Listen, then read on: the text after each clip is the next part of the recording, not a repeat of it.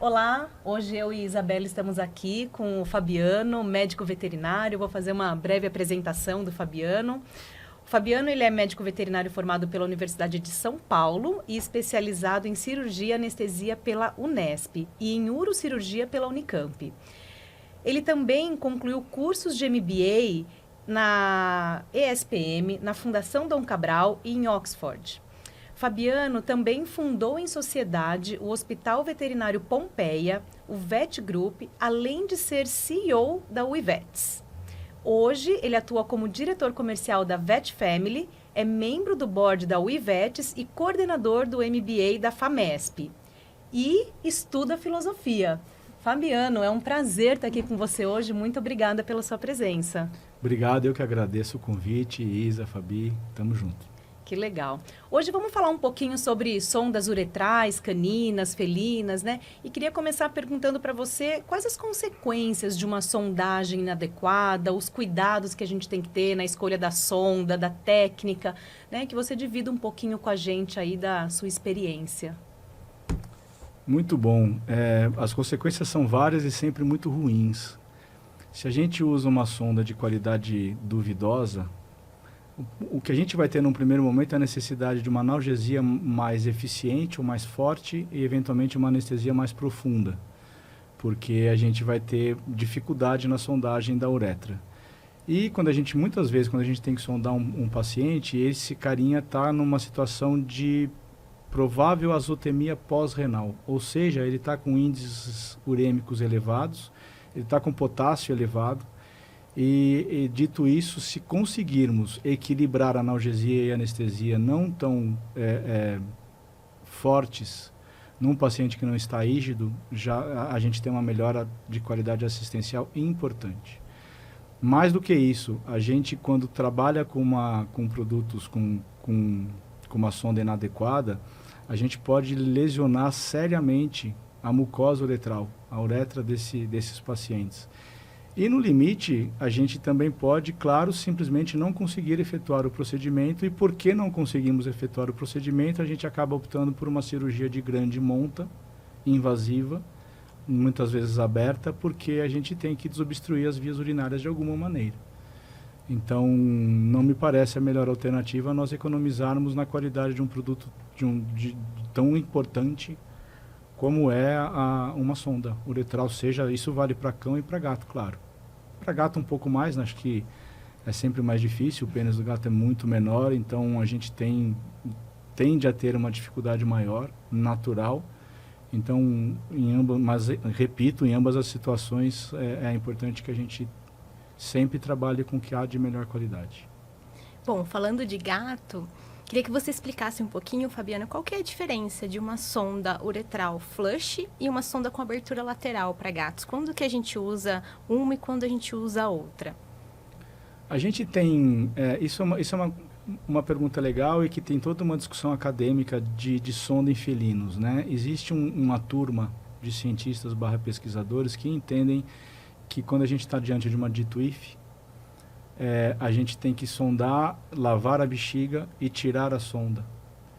E existem aqueles que entendem que a gente tem que manter este paciente sondado 2, 3 dias. E a gente precisa de sondas adequadas para cada tipo de procedimento, independente da escola que você utiliza. E sempre lembrar, Isa, que, puxa vida, a gente deixar uma sonda dentro das vias urinárias do felino, no caso da sua pergunta, a gente, de alguma maneira, o corpo entende que aquilo é um corpo estranho, ele vai lançar um processo inflamatório contra, o processo inflamatório acidifica o tecido e as bactérias curtem muito mais um tecido ácido do que um tecido alcalino. De maneira que, se optarmos por deixar a sonda, a gente tem que ter sonda com formulação, com material específico para minimizar todo esse processo inflamatório que advém, né, desse procedimento. O Isa. E nós temos hoje sondas específicas que atendem com materiais para essas situações? Temos. Eu vou começar falando sobre a sonda de bário, especificamente do caso que o Fabiano comentou, né, ali de proporcionar um ambiente inflamatório. A gente tem a sonda de bário, que ela é de poliuretano. O poliuretano é um material que ele inibe crescimento bacteriano, então ele vai contribuir ali para não ter um processo infeccioso depois da sondagem. E ela é uma sonda termossensível, então ela facilita ali a sondagem para o veterinário, porque ela desliza com mais facilidade e acaba sendo mais confortável para o animal. E é uma sonda de espera, então pode ficar até 7 dias, atendendo ali o segundo conceito, né, dos animais que poderiam ficar sondados. E nós temos também sondas uretrais de modelo flush e sondas uretrais de médio prazo, que podem ficar aí geralmente de 1 a 3 dias, que são com aberturas nas laterais. Então nós temos um portfólio bem amplo para atender ali toda a medicina do felino, né, quando a gente fala de problemas urinários. Eu acho legal você falar tudo isso, Isa, porque é importante o veterinário perceber a quantidade que tem ali atrás de pesquisa e desenvolvimento, P&D, para entregar um produto para o consultório dele. Puxa vida, quando a gente fala de produtos termosensíveis que tem um material específico para evitar a infecção, não custa lembrar que na maioria das vezes a de TWIF é estéril, não tem presença bacteriana, a gente tem só entre aspas, né, um processo inflamatório. E a gente pode carrear bactérias no nosso manuseio. Então, ter uma sonda que já prevê todas essas possíveis consequências é importantíssimo. E aí, a gente, numa outra oportunidade, a gente estava falando de catéteres, acho que vale o mesmo raciocínio. Puxa, mas quanto mais cara essa sonda é? Ela, de fato, é mais cara. Só que, será que o custo-benefício não vale? Suponhamos que ela custe 50%, 60% a mais do que uma sonda padrão. A sonda padrão muito provavelmente não tem toda essa tecnologia, muito provavelmente não pode deixar 7 dias e muito provavelmente você vai precisar de 2 ou 3 sondas para conseguir de fato ter sucesso no procedimento. Então, me parece, tanto qualitativamente quanto quantitativamente, muito mais inteligente trabalhar com produtos de excelência como esse que você acabou de descrever. E Fabiano, como que funciona a parte de fixação para sondas uretrais felinas, né? Tem muitos veterinários que acabam furando a sonda para conseguir fixar ali no prepúcio ou na vulva do animal. Como que funciona essa parte da fixação mesmo? Como a técnica ali do material, né, a qualidade do material e a técnica do veterinário vão ser importantes para o sucesso ali daquele procedimento. Porque a grande maioria das sondas que a gente tem no mercado, elas não têm um espaço para serem fixadas, né? A gente tem sondas no portfólio da Cruze que elas têm uma plaquinha que o veterinário passa a sutura ali para fazer a fixação, mas a grande maioria não tem, né? E como que é isso para o veterinário na recuperação do paciente? Isso é bastante ruim, porque pelo fato da grande maioria não ter, o veterinário, de novo, um vocabulário inadequado, ele faz uma gambiarra. E muitas vezes ele passa a agulha por entre a sonda, para depois carrear até a pele, para voltar para a sonda, para passar onde passa a urina, por exemplo. Então a gente vai ter num pós-procedimento imediato, extravasamento de urina, né? Então aquilo deixa o ambiente úmido, aquilo predispõe a um processo inflamatório não só apenas local, mas regional.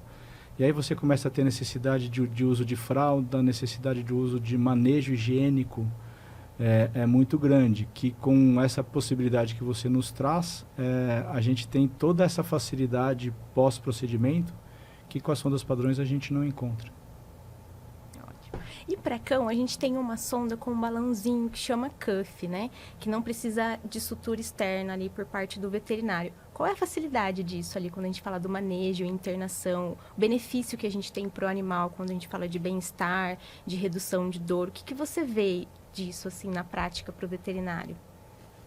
Puxa, quando a gente fala de uma sonda com Cuff, indo para a prática, aquela coisa que você pode fazer amanhã de manhã, né? Você sonda e você não tem mais a preocupação de que aquela sonda pode sair, né? Porque você infla o cuff e aí fisicamente o cuff tem um diâmetro maior do que a uretra, portanto aquilo não sai. E isso não causa um desconforto para o cão ali dentro, porque ela está intravesical. Então isso não traz um desconforto para o paciente. é o estado da arte. A gente consegue sondar, deixar lá o tempo que nós entendemos necessário. Quando a gente entender que tem que tirar, a gente desinfla e tira a sonda da maneira mais confortável e segura para o cão e para o profissional que faz isso. Nós temos no nosso portfólio a sonda que chama Foley. Ela é de silicone e ela tem o cuff. Então, ela proporciona tudo isso que você comentou mesmo para a rotina do veterinário. E o bem-estar para o animal, né? E, de novo, vale o mesmo raciocínio. Puxa, quando você tem essas facilidades técnicas que trazem maior qualidade assistencial, por que não? Né? A gente está falando, mas vamos gastar X reais a mais por conta dessa sonda. De novo, isso numa hipótese de que a gente gaste uma só sonda, se a gente Sim. usar uma sonda padrão. Quando a gente pensa no todo que a gente cobra pelo procedimento, isso não impacta tanto assim. Né? Se eu estou só pensando em dinheiro e business, porque se falar em qualidade assistencial, eu acho que não tem discussão de que a melhor opção é trabalhar com a melhor sonda sempre. E, Fabiano,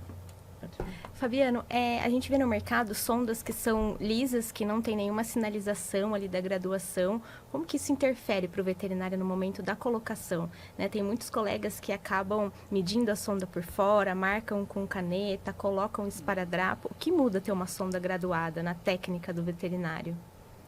Muda muito. Primeiro porque a gente começa a fazer as tais, de novo, vai o vocabulário da gambiarra, porque se fazemos, a gente tem que ter autocrítica de que fazemos. Então fica aquela coisa de marcar com a caneta. A gente pode eventualmente esquecer de marcar com a caneta ou ter profissionais não tão experientes que não sabem disso. E eu já peguei ao longo da minha profissão alguns casos, com alguns S's no plural, de a sonda dar um nó dentro da vesícula. Só que aí não é um cuff que você tira o nó quando você quer.